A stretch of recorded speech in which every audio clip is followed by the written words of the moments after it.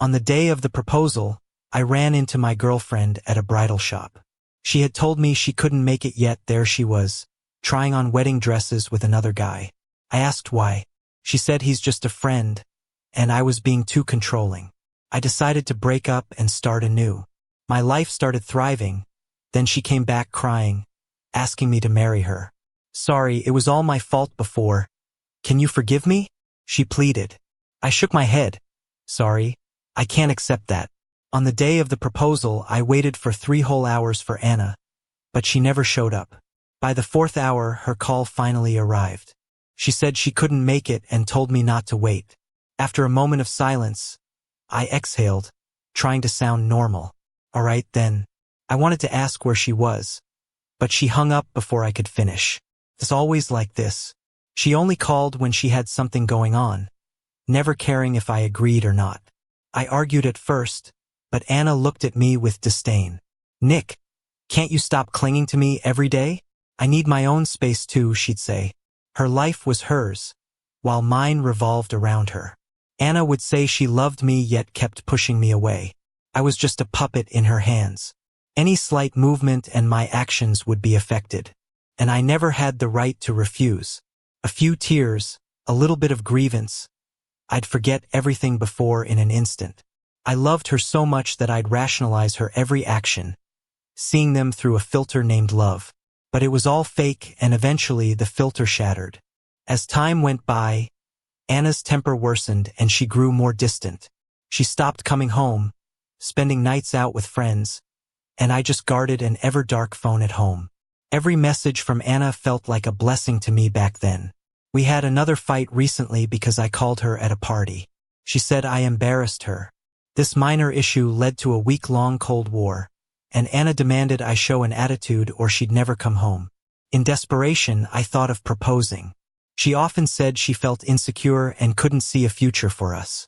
So I would hand it to her directly. But Anna didn't show up. She wouldn't even give a reason. I stayed till the restaurant closed before leaving heavily. Passing by a bridal shop, I walked in on impulse, intending to look once more at the wedding dress Anna liked. But the spot was empty. I called to a shop assistant. Excuse me, where's the dress that was here? Sorry, sir, a customer is trying it on right now. You might want to wait a bit. I nodded, sat in a corner, and started taking pictures of all the dresses to send to Anna. I'm at the bridal shop, wanna come? You can try on the one you liked. Before I finished typing, a voice came from the dressing room. Charles, does this look good? That voice was too familiar because it had sounded in my ears countless times.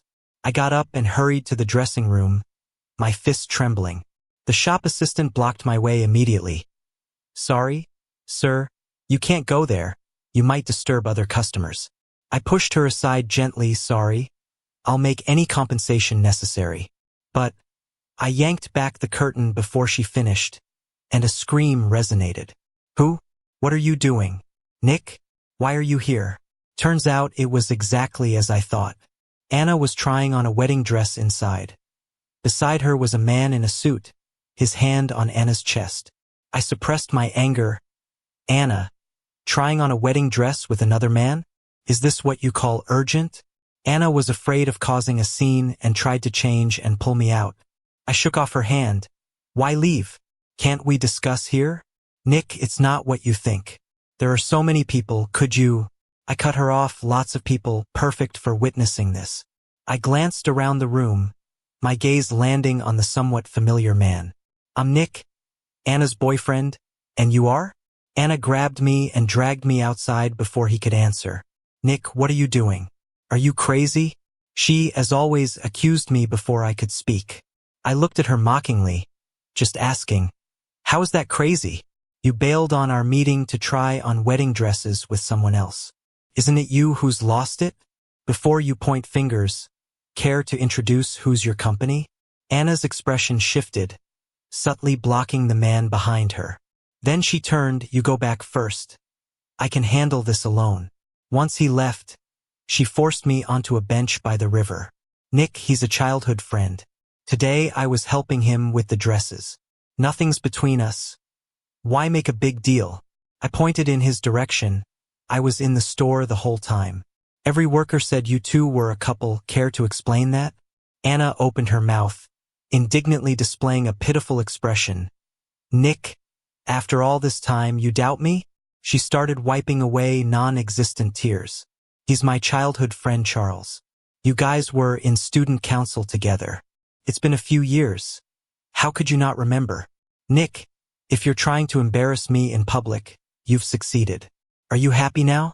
I listened to those all too familiar words, feeling unruffled inside. It's the same thing every single time. Even when Anna messes up, she always acts like the victim in front of me, just to mess with my feelings. I used to work late and often stayed at the office until midnight. To not bother her sleep, I'd crash at work. Even though I'd always let her know in advance and she'd approve, I'd still face complaints the next day at home. Nick, is your job more important than me? You know I get insecure easily. Why can't you just be there for me? So I started bringing work home.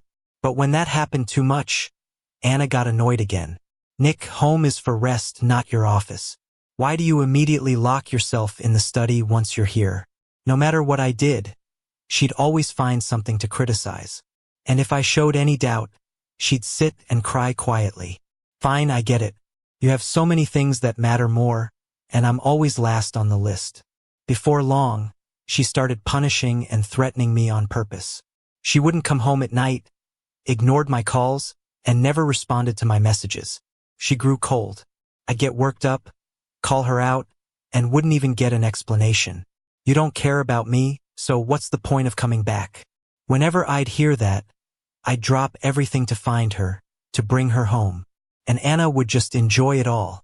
With just a few words, my emotions would be all over the place, and I'd lose myself in the process. She knew that the minute she shed a tear, I'd give in. But people get tired and they can become numb. Her actions just wore down my feelings until there was nothing left. Now, looking at Anna sobbing, I felt no sympathy, just endless annoyance. She sat crying on the bench, and I had enough. So I got up. If you like crying so much, go ahead. Let's talk when you calm down. I'm out. That was the first time I left Anna like that. Walking by the river all the way home, her image kept flashing before me. We had our first official date, our first kiss, and the first time going home together by that river. Back then, I just settled into my job and couldn't resist sharing it with a girl I'd liked for so long. Anna, standing in the sun and breeze, congratulated me with a smile. Seeing her gentle eyes, I found the courage to confess. She didn't agree right away, but asked for some time to think it over. 3 days later, she nodded, becoming my girlfriend. Our relationship was like anyone else's, sweetness mixed with small arguments and compromises. I'd always be the first to apologize. Over time, things twisted. My apologies became her way of controlling me. At first, I didn't mind. I loved her, so I forgave everything. But her unreasonable behavior only worsened. She started interfering with my work and blocked my interactions, even with just colleagues. You promised you'd only like me. I can't stand anyone else diverting your attention from me. I know I'm over the top, but it's all because I love you. I feel so insecure and need to tie you down. If my love's overbearing, just tell me, and I won't bother anymore. After she spoke, she covered her face and wept in silence. Her tears slipping through her fingers weakened me. I gently took her hand and said, I understand. It's all okay. From then on, she used that line on me. When she'd stand me up and party all night, or when male admirers approached her, though she wasn't actively encouraging. Later, she'd even stop letting me know where she was. My proposal was a last-ditch effort for both of us. Sadly, she never showed up. That was it. Let's end things here. I came home, cleaned up, and then just sat on the couch in a daze. Even with my decision made, seeing the plants around the house brought a bitter sting. This was our home for so long, filled with memories of our relationship. The chopsticks were her style, the kitchen was my taste, succulents were mine, orchids were hers. We'd dream about the future on the balcony, about a cat and a dog, but all that's gone with Anna's betrayal. At 2 a.m., I heard the door. Anna finally came back, eyes swollen. She looked surprised to see me on the couch. then sat cautiously beside me. "Why aren't you sleeping? Were you waiting for me?" She started tearing up again. I detached myself from past feelings. I wasn't waiting, just thinking things through. "What did you figure out?" I got up, not looking back. "You'll find out soon enough." Anna seemed momentarily stunned, maybe not believing that I'd ever had the backbone to say that. Who knows how long it took, but Anna eventually went to bed, shutting the door hard to show her displeasure. Next morning, Anna was already gone. I glanced at the calendar. It noted she'd be on a business trip for 3 days. I wrote that memo. I had taken time off long ago to drive her to the airport, but now that she went alone, I felt relieved. Got dressed and headed to the park for a jog. Even after running laps and resting on a park bench till noon, no calls from Anna. It dawned on me having this kind of easy, free time was like a distant memory. From the day we started dating, I had always followed Anna's lead. When she needed me to pick her up, I dropped everything, no work excuses allowed. When she didn't, I had to stay away. I couldn't interfere in her life, no matter how much I cared. She just started working and her salary is pitiful, yet she spends money extravagantly. I've already warned her a few times, but all I got was her complaints. "Nick, you're just my boyfriend, not my parents, you're way too controlling." She often lacks boundaries with other guys, and when I point it out, she thinks I'm being controlling. "Nick, I'm a person, not your accessory. Can you stop using your theories to educate me?" When she said these things, she never realized she was exactly the kind of person she claimed to dislike. Out of love, I put on rose-colored glasses and saw those words as caring for me. Looking back now, it was just her scary control freak nature and selfishness at play. When I was about to leave the park, I surprisingly got a message from her first. "I just got off the plane, heading to the meeting place. Take good care of yourself at home." I smirked. What's this? Did she notice my change in attitude? So she's stooping to appease me? I didn't bother to reply and decided to turn my phone off until dinner. When I turned it on, the screen kept flashing with message after message. "Nick, why aren't you replying to me? I told you my plane landed. Why can't you show some concern and check in? Can't you do even this little thing? I'm at the venue, why no response? And why is your phone off?" The questioning kept repeating. I scrolled to the end and saw her tone slightly softened. "Sorry if my tone was a bit off earlier. I got worried when I couldn't reach you. I'll contact you after my meeting." After that message, there were no new ones. She seemed to have paused her questioning. Then I got a friend request saying it's from a wedding dress shop. I accepted and got a message right away. "Why aren't you replying to Anna's messages? She's crying all day for you. Do you have no conscience?" His tone was full of accusations, as if he understood Anna better than anyone in this world. I found it quite ridiculous and blocked and deleted the guy, then posted to my social circle. I snapped a picture of the dining table and posted it with the caption "Chill and happy me time." Soon, many likes came flooding in, mostly from old friends who were surprised to see me active again. I replied in the comments, "Hey everyone, long time no see. I'm gonna start living well. If there are gatherings, invite me." Half an hour later, Anna hadn't liked the post, but I was sure she saw it. So, I pulled up social media, typed in the familiar ID, and yep, the account owner had just posted something. No matter how good the relationship or how great the person, there's always a day where you part ways. Below was a comment from the same familiar person. "But don't worry, I'll always be here." I noticed it was posted just a minute after my social circle post. She really is impatient. I stumbled upon Anna's interactions with someone else purely by accident. One night 6 months ago, Anna didn't bring her phone to the bathroom for the first time. I went to grab some clothes just as the screen lit up. Anna had told me she didn't use any social apps, but that direct message proved her lie. Following this lead, I installed the app and tracked down the account. Over 2 years of content confirmed that account belonged to Anna. Every post she made over those 2 years had comments from one person consistently. All clues pointed to this commenter being someone I'd heard of, maybe even met. His name was Charles. Charles was Anna's neighbor and childhood friend. Their families knew each other since preschool, and they were inseparable from elementary through high school. Charles even chose to study at the same college as Anna over his preferred school. I met Charles once through a student council event. Back then, he had a girlfriend, and Anna and I weren't close. It wasn't until after Charles went abroad and Anna broke up that she and I grew closer. I thought Anna and Charles were just friends and figured she, like me, had forgotten what Charles looked like over the years. But that account made me realize how wrong I was. They hadn't just stayed in touch. Anna was torn between us. Every post, her coming home late, picking fights with me, it was all related to Charles, even encouraged by him.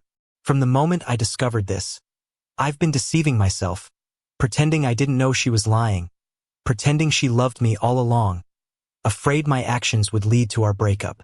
I tried hard to win her back, but it was all in vain. A phone ring pulled me from my thoughts. It was Anna calling. "Nick, what's going on with your social post? What new life? Be honest, are you breaking up with me?" I spoke lightly, of course not. Don't overthink it. The same words had different effects on us. I used to swallow my thoughts to avoid upsetting her. Now the tables have turned, and she can't handle it. Early the next morning, an urgent ringing woke me from sleep. The phone kept ringing several more times, so I reluctantly answered. "Hello? Who is this?" The voice on the other end was unfamiliar and male. "Anna dropped everything to rush back because of what you posted. She didn't even sleep, and now she's sick right after landing." "Nick, aren't you coming to take care of her?" I hung up the phone, got dressed, and quickly headed to the address Charles mentioned. It was a residential area. "You're late. Anna's already asleep." Charles was leaning against the door, not sounding too friendly. I ignored his attitude and glanced around. "Where are we? Is this your place?" There was a brief moment of guilt in Charles's eyes. "Yeah, it's my place. It's close to the airport, and Anna didn't want to go to the hospital, so I brought her here." "Oh really? Must have been tough for you then." I went in to check on the sleeping Anna, pausing to look at her trembling eyelids. "If she's sleeping, she might as well stay here. I've got things to do. Thanks for taking care of her. I'm sure it's not her first time being here."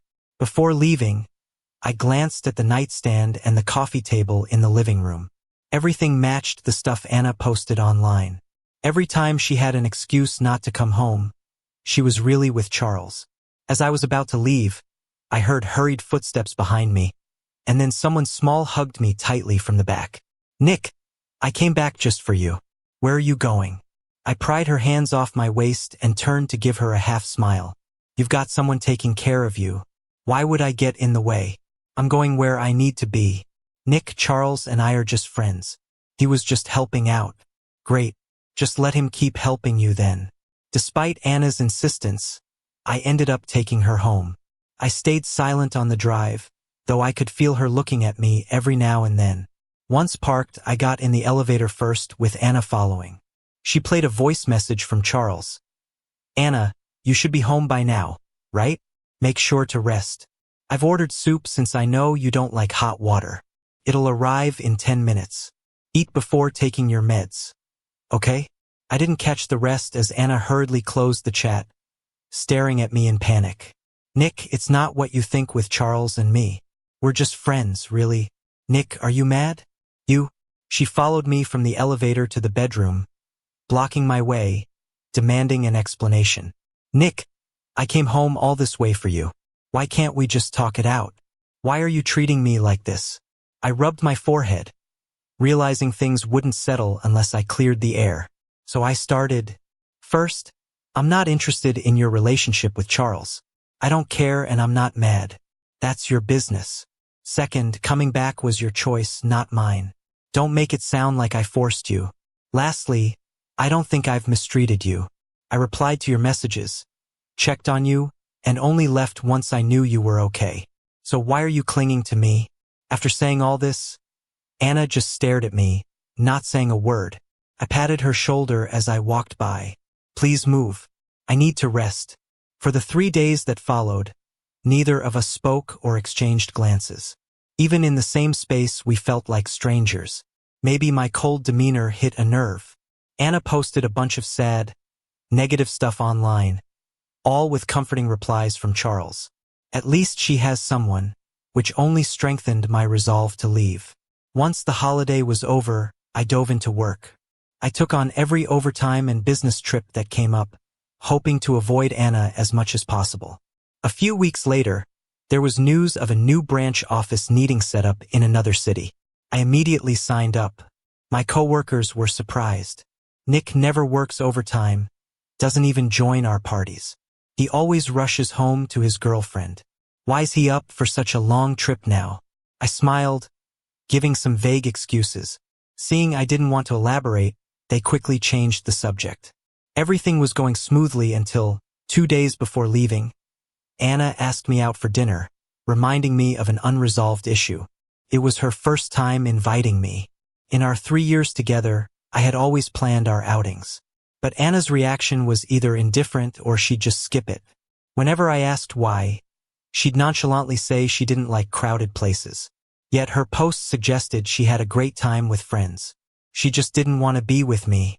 I turned down Anna's invitation, and she immediately called. Nick, this is important. Remember the older students from college?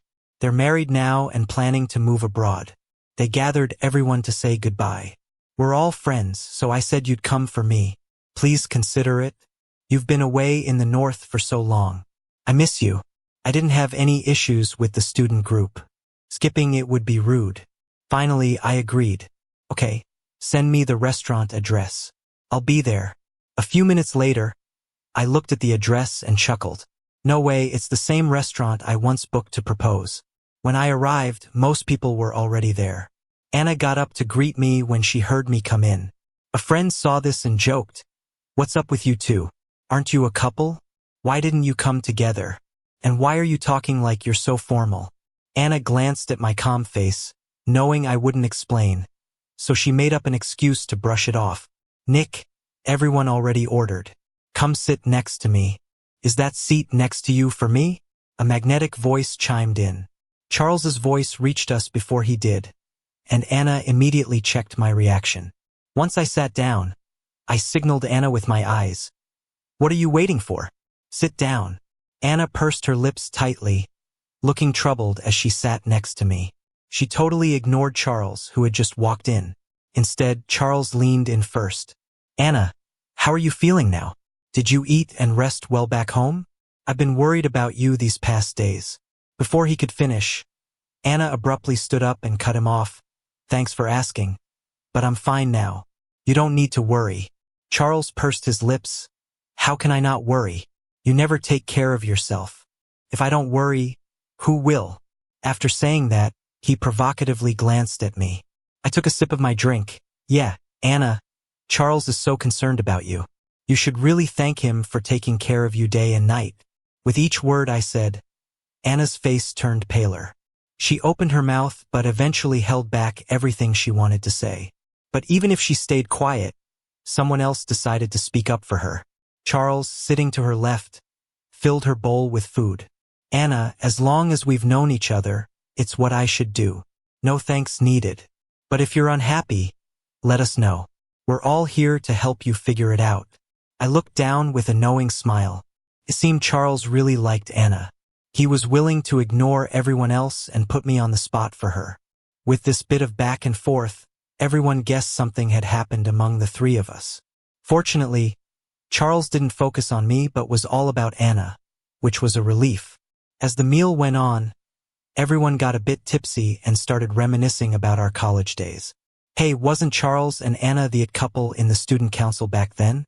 People shipped them so much. If I remember right, they were voted best campus couple 3 times in a row, right? They did date other people later and their hype cooled down. But I never would have guessed Anna would end up with Nick after graduation. Suddenly, a fist appeared in front of my face, making a pretend microphone. "Nick, how'd you manage to win over our student council's goddess? Got any secret tips?"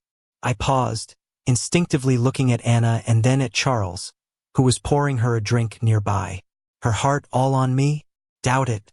When I didn't answer, my friends wisely changed the subject to talk about work. Just then, I got a text saying there was a problem at the new out-of-town office.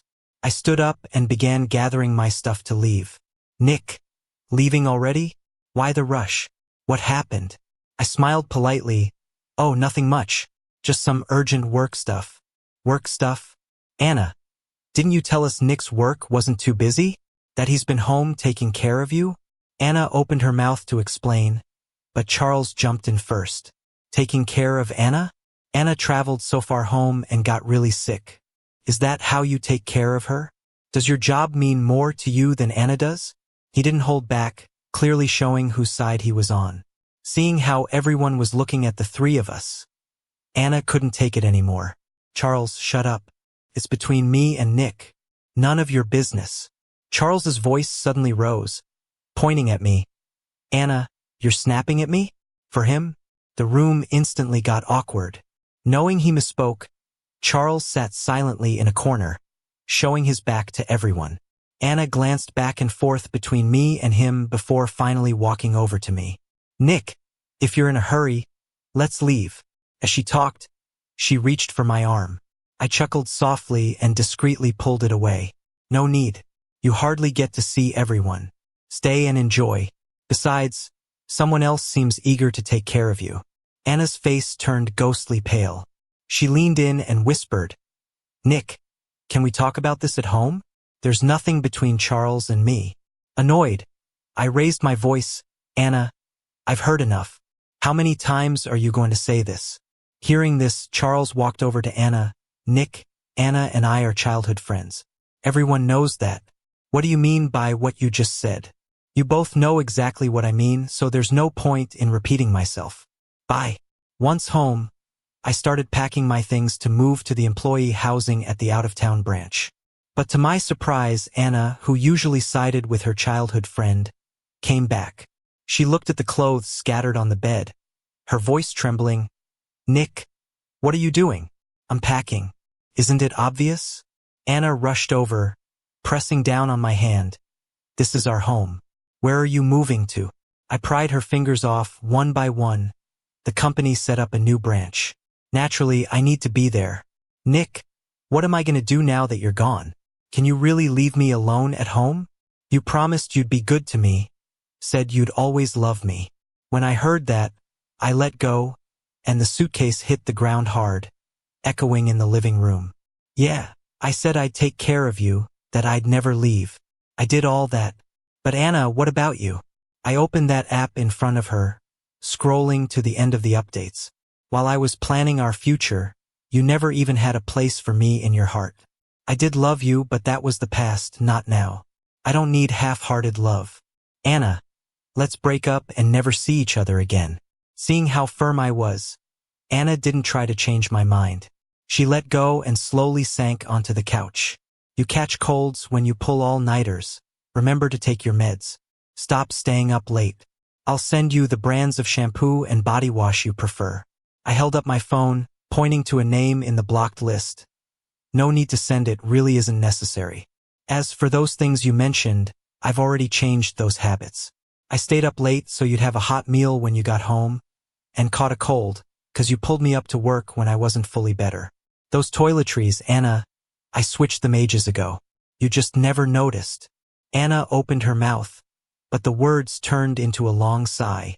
This time moving out was way smoother than I expected, and Anna never showed up, even when I got settled into my new routine. After a while, I heard she started dating Charles, but things were rough. She kept spending big, and Charles was a spender too. They blew through their savings fast. Without money, they started breaking up a lot, making mutual friends miserable. 2 months later, I got a call from a strange number. Nick, it's your senior from college. We met at that restaurant gathering. I gotta tell you something. Anna and Charles broke up. I was surprised but calm. Hey, her life ain't my business. I was about to hang up, but she stopped me. Wait. Anna wants to see you one last time. After that, she promised she wouldn't bother you again. Couldn't say no. I didn't listen, just hung up and blocked the number. Didn't expect she was so persistent. Next day, as I got to work, there she was waiting outside, with a tense expression. Out of courtesy, I ended up at a nearby cafe with her. I sat down, and she handed me her phone. There was a picture. I'm still just relaying messages for Anna. She's not doing so well, wants to see you. I looked at the photo, her pale wrist covered with scars, some old, some new. Sorry, we're done. Not seeing her. Right after I said that, a familiar voice chimed in. Nick, I know you won't see me, so I came myself. It was Anna. After my senior left, Anna showed me her chat history with Charles. After we split, I thought hard. Realized you were always looking out for me. I blew it. I was all about Charles. Thought his sweet talk was real. Turned out he lied about everything, even studying abroad. He was just running scams. As she talked, she covered her face. He took all my money and disappeared. Even after reporting to the cops, who knows when I'll get it back. I even deleted that account you found. If you stay here long term, I'll switch jobs, move close, and take care of you. Nick, it's been months. I've changed everything you disliked. Please give me another shot, okay? We're still young. It's not too late. Her voice was full of desperation. Being with her for so long, it was the first time I'd seen Anna so humble, doing what I'd done countless times before. Taking a sip of my coffee, I let its warmth and bitterness draw me from memories. Is that all? You went through a lot to see me just to say that? Anna instantly panicked. What do you mean? Nothing much. Just finding it a bit funny that I was ever so into you. Anna, I knew from the start you approached me with an agenda. I just didn't mind. I know Charles was everything you imagined in a boyfriend, but his family situation wasn't great, and he knew you too well. You only dared to use him cautiously, but you couldn't control him at all. Later, you found my situation decent and my job good, so you'd show up in front of me often, giving me obvious hints. But I didn't care because I liked you at the time. You made your decision when Charles went abroad. You were sad, and I happened to confess my feelings to you, so you agreed. But you didn't expect Charles to completely change and no longer be the childhood friend you once looked down on. So you actively reached out to him. You wanted some excitement but couldn't let go of the stable life and my care.